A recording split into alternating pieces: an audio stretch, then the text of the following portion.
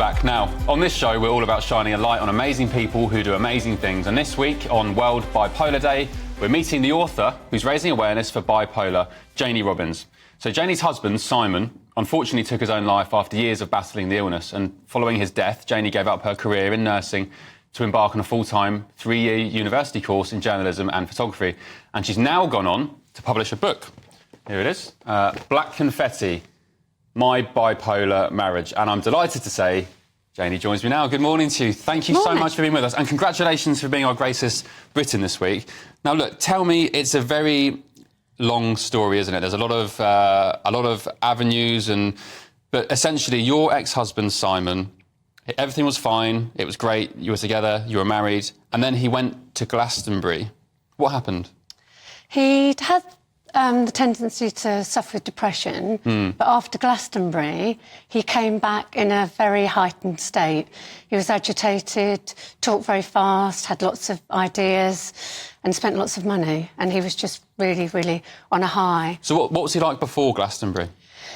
He was quite a lively personality anyway, and he was quite funny and animated. But there was a normal level, whereas after Glastonbury, he went to kind of +10. And before that Glastonbury trip, how long had you been together? 13 years. And there was nothing of this at all before that Glastonbury? Depression, definitely. He'd had quite a bit of depression before. So he then developed, I mean, I'll let you tell the story, but he then developed what you know now as bipolar. Can I ask if he, and excuse me for asking this, if he did drugs at Glastonbury that may have, because there's a theory that these conditions can possibly lay dormant and they're triggered by certain drugs. Did he do drugs that Glastonbury trip? He did. And do you equate that to his subsequent behaviour? It was probably a major trigger for his first mania. Yes, I do. So what was life like after that trip? Crazy. We had 3 years of cycles of a mania followed by a deep depression and then some normality. And then as each Glastonbury occurred, he'd kind of go up again. He did have a hospital admission where he was diagnosed bipolar. And in the 3rd year was his worst mania, and he had a psychosis and lost touch with reality.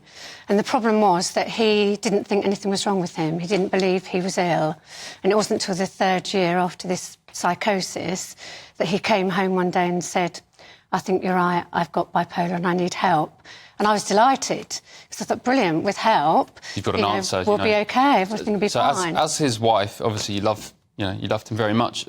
How did you deal with that emotionally? With great difficulty, yeah. Obviously it tore me to pieces.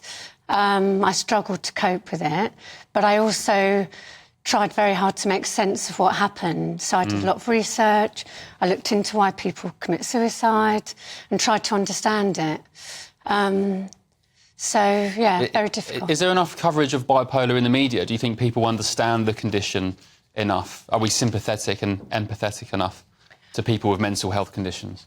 I think mental health is very much out there today as it wasn't kind of 25 years ago.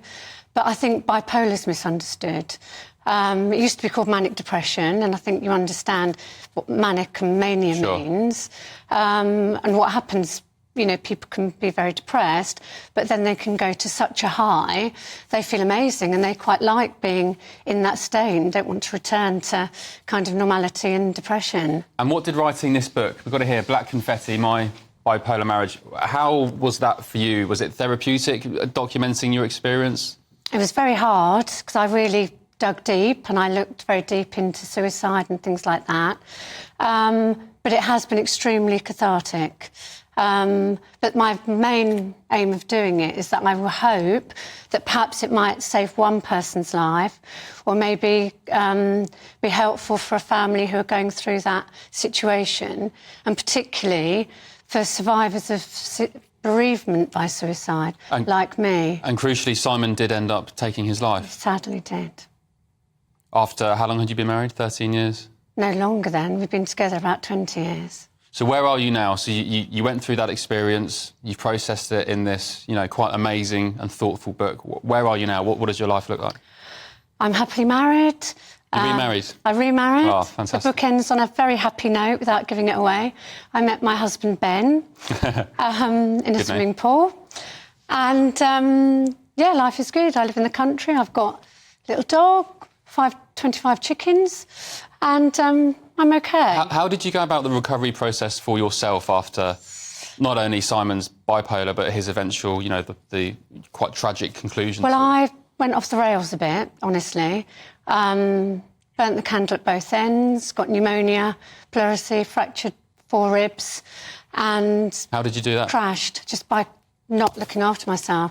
Lots of coughing, fractured the ribs. Wow. And I kind of had an epiphany once I recovered and said, I'm going to give up my nursing job.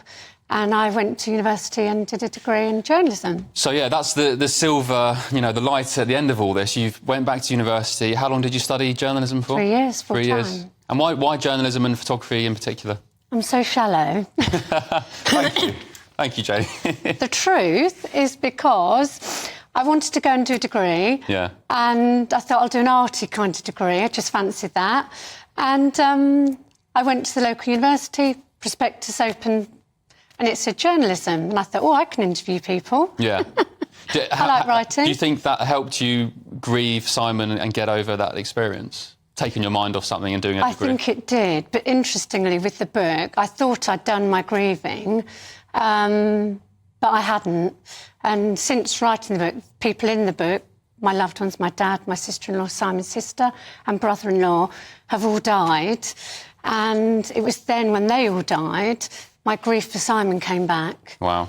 Do you still think about Simon now? Yeah, very much. I guess it's something you'll never forget. Not at all, no. And just briefly, for anyone watching now who may be suffering from bipolar and their families or, you know, any other associated mental health condition, have you got any advice for them or words of wisdom to help them deal with it? Yeah, I would just say go to your GP. There's lots of things online, lots of charities that you can phone up. There's often people at the end of the phone. But it's so important to get the right treatment because it's about balance, you know. And just briefly, why is Bipolar Awareness Day important? Because I think it raises awareness that I think people don't understand what bipolar is. And I think the message needs to be out there because often it's just an exaggeration of somebody's personality. Well, look, thank you so much. You really are an inspiration. And I was flicking through your book earlier and, you know, at parts of it, I was welling up with emotion. And I can't imagine what it's like to be with someone and love them and be married to them and then, you know, lose them, essentially.